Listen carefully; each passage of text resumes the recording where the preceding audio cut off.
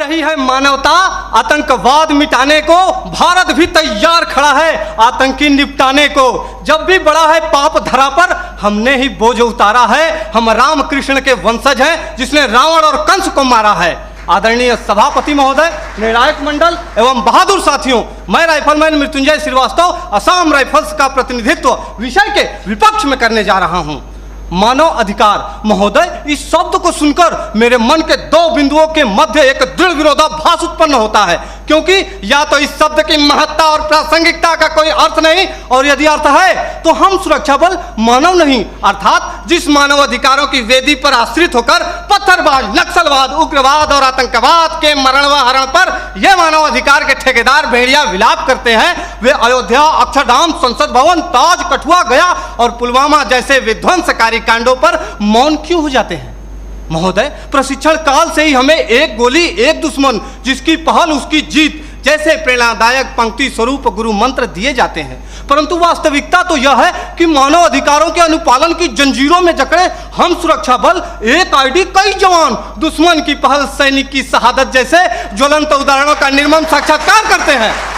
महोदय, जहां कानून व्यवस्था चरमरा जाती है, आतंकी हुकूमत चलती है, मानवता का अस्तित्व खतरे में पड़ जाता है, वहां पुनः शांति स्थापित करने के लिए सशस्त्र सुरक्षा बलों की तैनाती की जाती है। ऐसे कठिन परिस्थिति में मानव अधिकारों का अनुपालन करते हुए आतंकवाद एवं उग्रवाद के विरुद्ध लड़ना, वो भी प्रभावी तरीके से, कतई संभव नहीं है। एक सैनिक होने के नाते मैं यही कहूंगा कि शस्त्र मिले हैं, कर्म करो, सर्वनाश करो गद्दारों का। आज मानवता है खतरे में, तो क्या करोगे मानव अधिकारों का? महोदय, मानव अधिकारों के अनुपालन का ही नतीजा है कि पश्चिम बंगाल के एक छोटे से गांव नक्सलवाड़ी से शुरू हुआ नक्सलवाद हमारे देश के 240 जिलों में फैल चुका था। लेकिन जब सुरक्षा बलों ने उनके खिलाफ कठोर और दंडात्मक कार्रवाई की, तो यह सिर्फ 90 जिलों में सिमट कर रह गया है। महोदय, सुरक्षा बलों को मानव अधिकारों का पाठ पढ़ाने वाले मैं अपने विपक्षी साथियों से पूछना चाहता हूं कि कश्मीर में जो कारगिल युद्ध के बाद पाकिस्तान के लवारिस सैनिकों के शवों को उनके धर्म के अनुसार दफनाया, वो है हमारे सुरक्षा बल, जिन्होंने इसी वर्ष 11 जुलाई को पाक अधिकृत कश्मीर से बहकर आए मासूम बच्चे के शव को प्रोटोकॉल तोड़कर पाकिस्तानी सेना को लौटाया।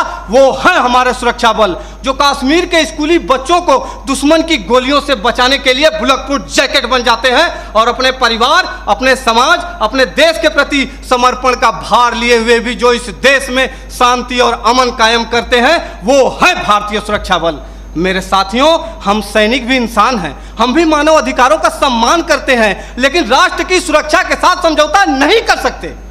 महोदय, केंद्रीय गृह मंत्रालय द्वारा संसद में पेश आंकड़ों के मुताबिक वर्ष 2014 में जहां 222 आतंकी हमले हुए, वहीं 2018 में इनकी तादाद बढ़कर 614 हो गई। 2014 में 47 सुरक्षा बलों के जवानों की शहादत हुई, तो 2017 में 80 और 2018 में 91 जवान शहीद हुए। हमारे देश में 1993 से लेकर अब तक लगभग 8390 आतंकवादी और उग्रवादी हमले हो चुके हैं। महोदय, पूरा देश जानता है कि ईद की छुट्टी के लिए जा रहे सेना के जवान औरंगजेब को आतंकियों ने अपहरण कर निर्दयतापूर्वक हत्या कर दी, तब तो किसी ने भी औरंगजेब के मानव अधिकारों के लिए आवाज नहीं उठाई। वही खुखार आतंकवादी अफजल गुरु को कानूनी प्रक्रिया के तहत फांसी की सजा दी गई, फिर भी हमारे देश के प्रतिष्ठित शिक्षण संस्थानों में राष्ट्र विरोधी नारे लगाए जाते हैं।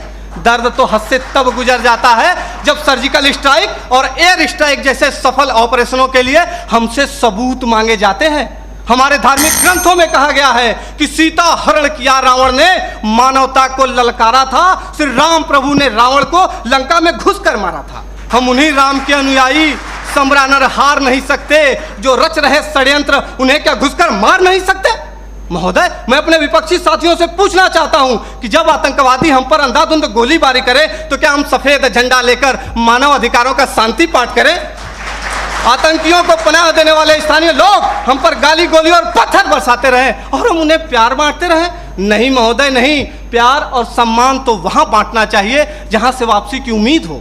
महोदय, मैं यह नहीं कहता कि मानव अधिकारों का अनुपालन नहीं करना चाहिए, लेकिन वे लोग जो मानव अधिकारों का दुरुपयोग करके सुरक्षा बलों को प्रभावहीन करने की कोशिश करते हैं, उन्हें कठोर से कठोर दंड देकर उनके साथियों को यह संदेश देना होगा, ताकि भविष्य में कोई भी इंसान आतंकवादी, उग्रवादी और नक्सलवादी बनने की हिम्मत ना करे। धन्यवाद। जय हिंद।